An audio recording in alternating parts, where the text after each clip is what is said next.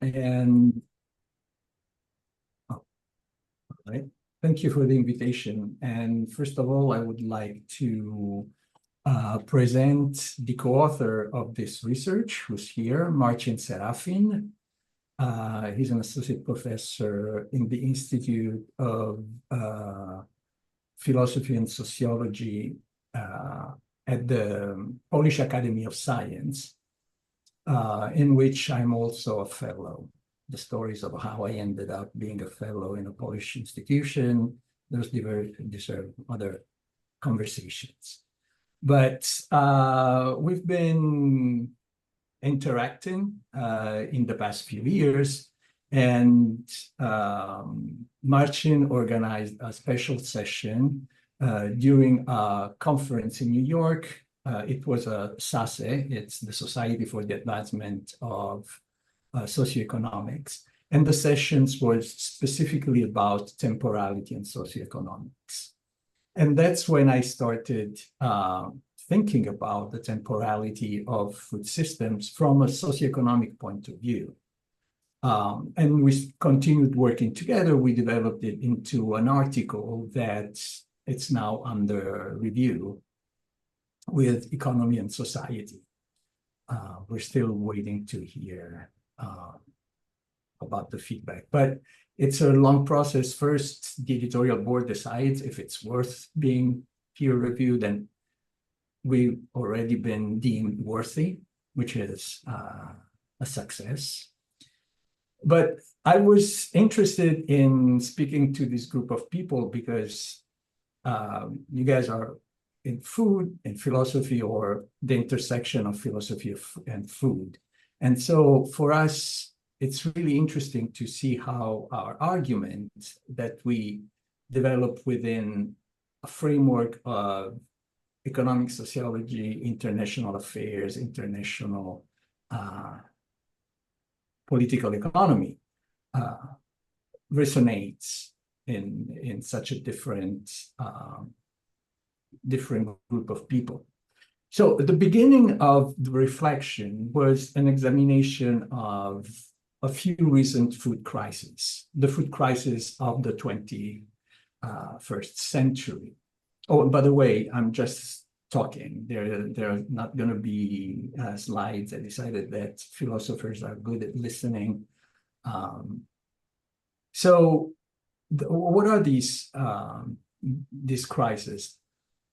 The first one is the 2007-2008 food price crisis, which was enormous.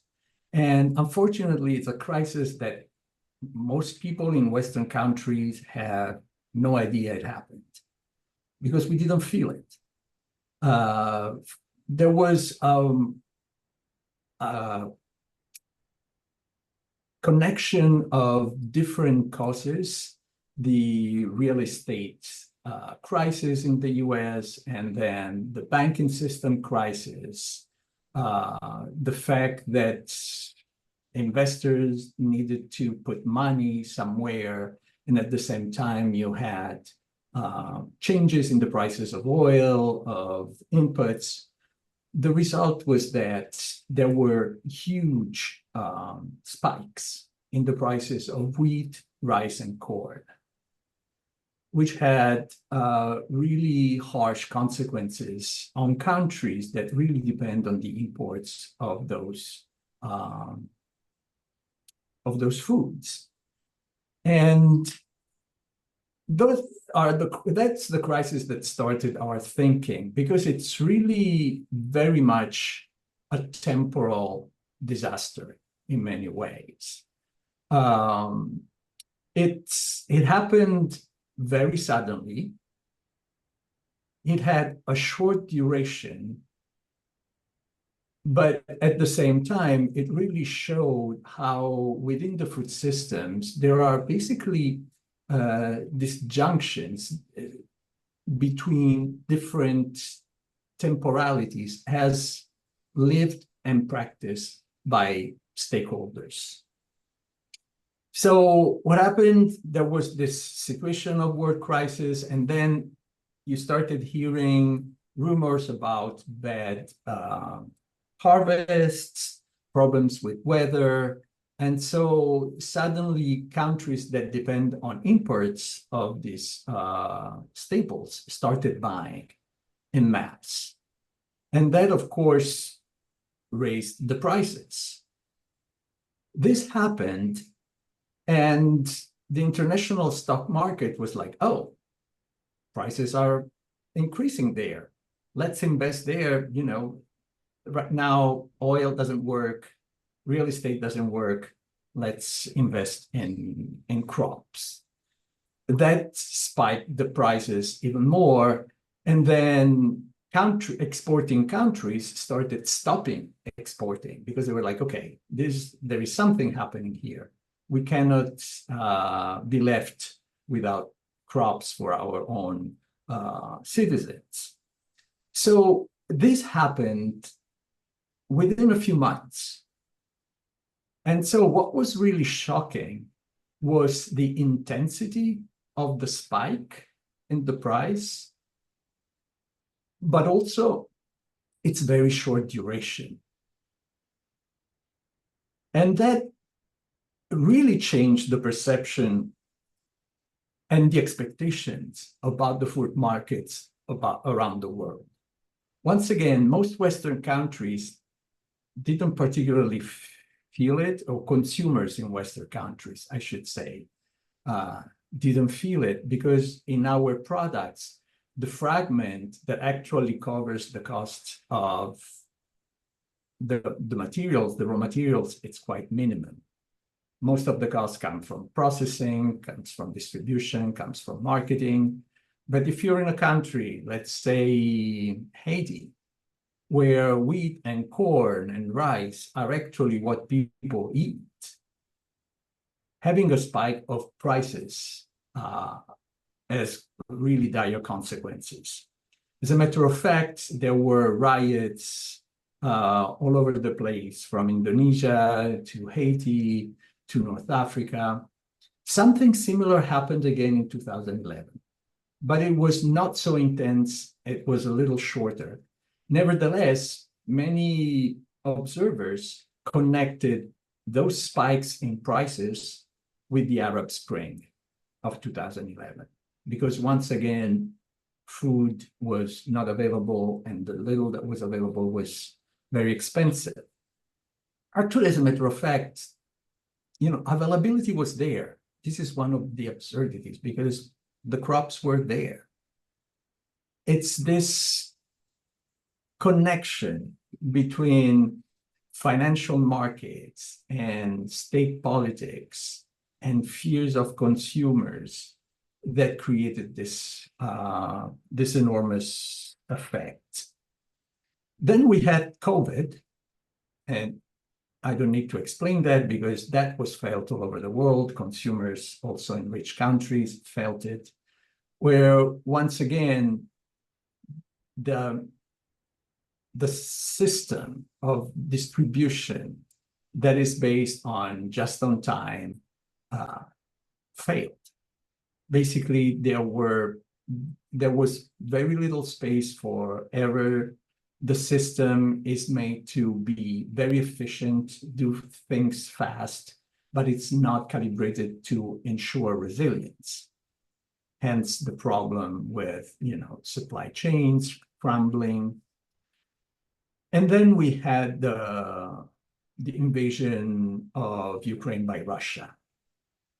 And that also created a spike in the prices of many crops, particularly wheat, corn,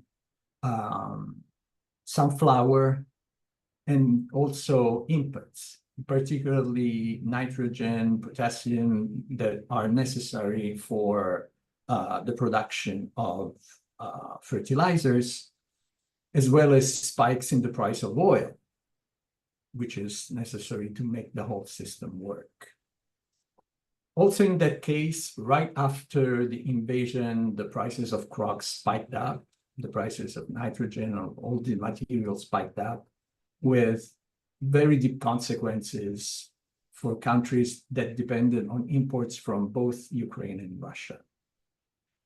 Then the spikes in price went down, but there was still limited availability of the crop for a while. And then the markets figured out how to work. So we started reflecting about this, and we started thinking, well, maybe we're looking at a new kind of food crisis from what we've seen in the past. And one aspect that can explain this, it's precisely the dimension of temporality.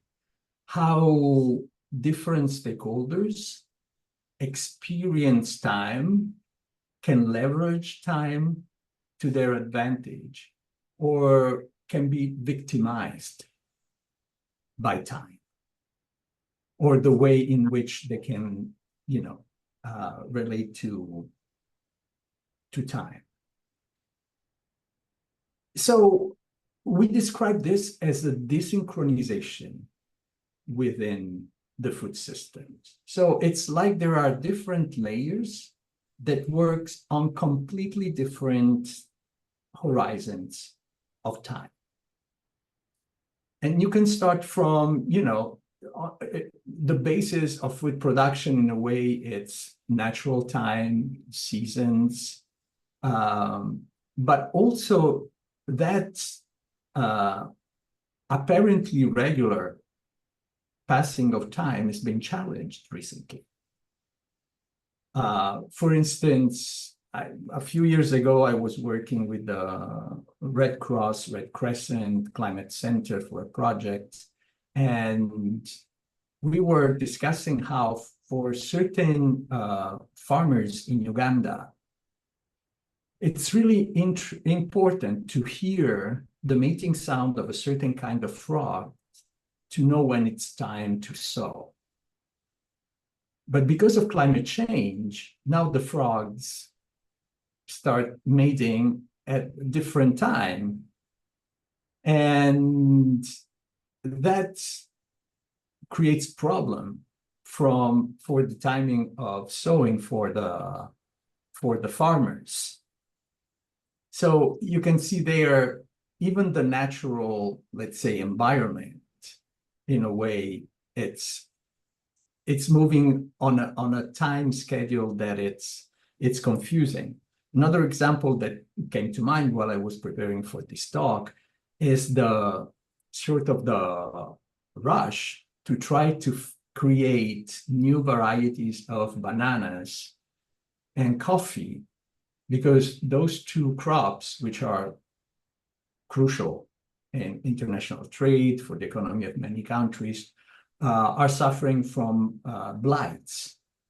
And so there are attempts, scientists are literally running against time to trying to come up with new varieties that are resistant to this blight. So there is that time. Then there is the time of the farmers that have to follow somehow season, especially in less developed countries, while in more advanced countries, they can work in counter time. They can use glass houses. They can use different ways. They can use, hydroponics. They can use other systems that somehow free the production of food from the cycles of the year, the seasons. And so on and so forth. You have consumers, and you have different consumers in the countryside and in the cities. You have economic players. And we, in our work, we particularly looked at a couple of aspects in this. One is the financialization of food, and the other one is the diffusion of information and communication technology, because we think that those two aspects have a specific impact. No. Sorry?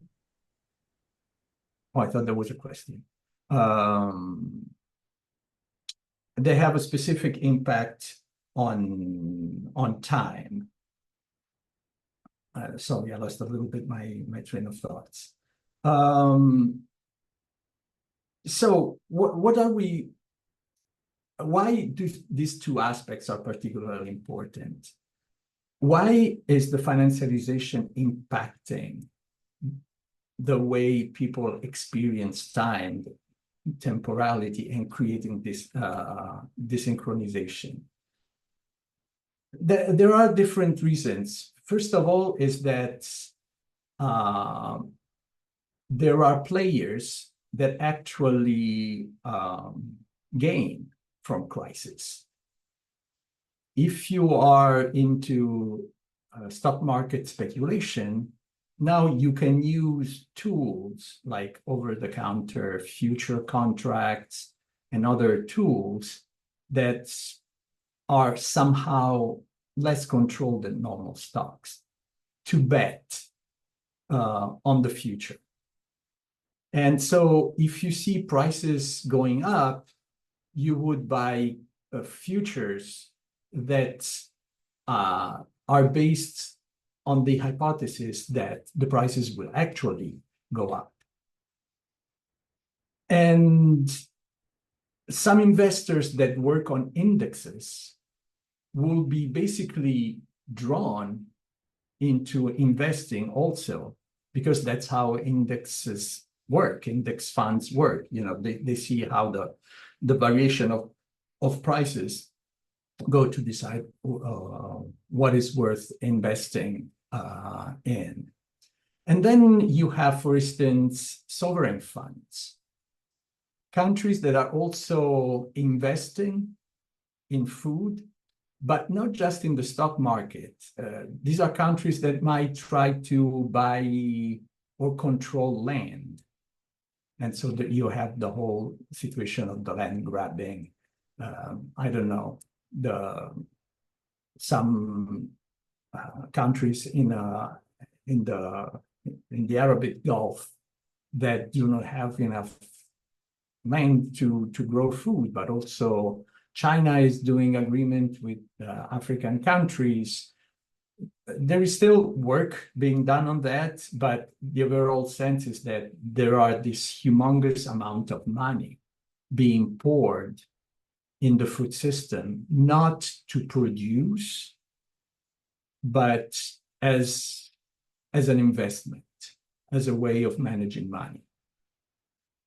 Most of us in the US have retirement funds that also are likely to invest in food, in crop stocks. All these elements have made the swings of prices much more unstable. It is the sense of instability, the fear of spikes, that we think is changing the temporal perceptions of many players. What do you do with instability? Do you use it to your advantage, or you are crushed by this instability, by the fact that you have no way to make plans? Your expectations about the future change completely. If you're a consumer, I don't know, in Somalia, in the past 20 years, you've lived with the constant fear of these price spikes, while there are other people that have access to technology, to money, to investment that turns these spikes into this risk into an advantage. So this element is really changing not only the present with this instability, but also the expectations for the future. This is creating also political issues, because now governments have to figure out what can we do to mitigate the impact of this, sudden, very intense crisis. And here we go into another aspect of temporality. I mean, there are so many intersecting things that it's almost complicated to, point them out without getting confusing. Governments, I don't know, India, China, feel that one of their main goals is to ensure food security for their population.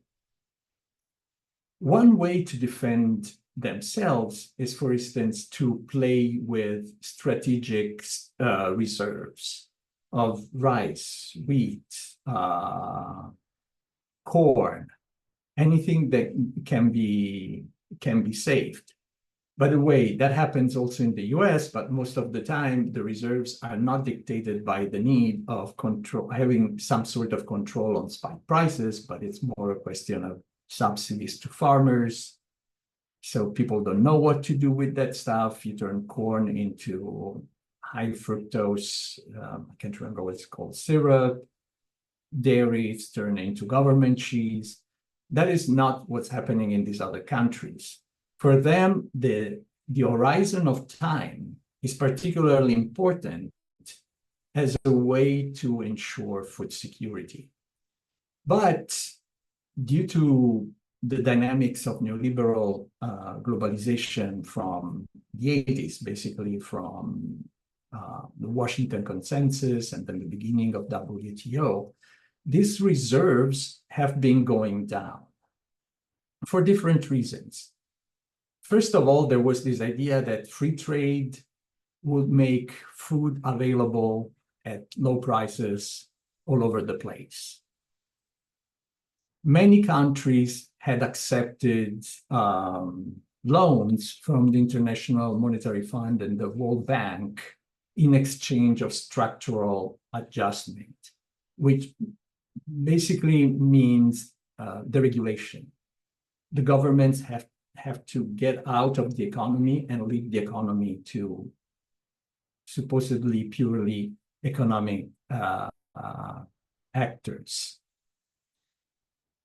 The WTO introduces an agreement on agriculture that focuses quite a bit on measures that can distort world prices. And the idea is that these reserves are distorting. Because imagine, I don't know, China saves a whole lot of food and then suddenly puts it on the market. The distorting opportunities are huge. And then there is also the problem that keeping stocks is expensive. And it's very often wasteful because, if the grains are not well kept, they can go bad, they can develop molds. So for a whole series of reasons, governments had reduced their strategic reserves. And by doing this, they had reduced their capacity of, in a way, controlling time. Here we have, on the one hand, forces that try to slow down time and forces that try to speed up times at all levels. In a way, much of the modern food system is based on slowing down time, refrigeration, freezing, ways of making food last longer, so also processing. But at the same time, then you have the financial agents that actually thrive on the speeding up, on more production, or just-in-time delivery systems. So we started looking more closely at financialization. By the way, financialization is not just investment in the stock market or investing in land or water. The whole food system is being financialized in the sense that financial actors are buying production companies, transnational corporations. The transnational corporations themselves start acting as financial actors rather than production agents.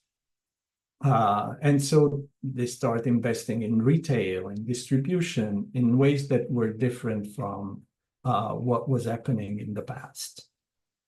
Overall, we think that many of the changes that are happening are due to this huge transformation of the global food system that started in the late 80s, with neoliberal globalizations that are creating this deep interdependence among countries. And now we see the backlash against that. We see sovereignism, we see nativism, we see America first, or make America great again. I forgot my red hat.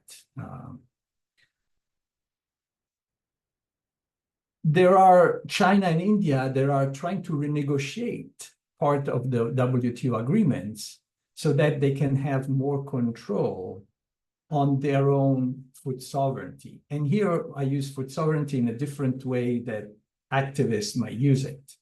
Here is countries that feel that they've given up too much of their sovereignty by opening up to international trade. And now, and this is the last point, then I think it's easier to open to questions. All these transformations have been possible because of advancement in information and communication technologies. Think about the possibility of gathering huge data. The fact that you can analyze those data really quickly. Of course, if you're in a position that allows you to control the technology to do that, or have access to the technology to do that. A financial speculator can bet on wheat futures in the bat of an eye. Also working on international time. And this is also an interesting element of the temporality of all this. All these machines, and very often the financial systems, work on international times, the same time that planes used to land and take off. So they are completely detached, even from the cycles of day and night, in a way.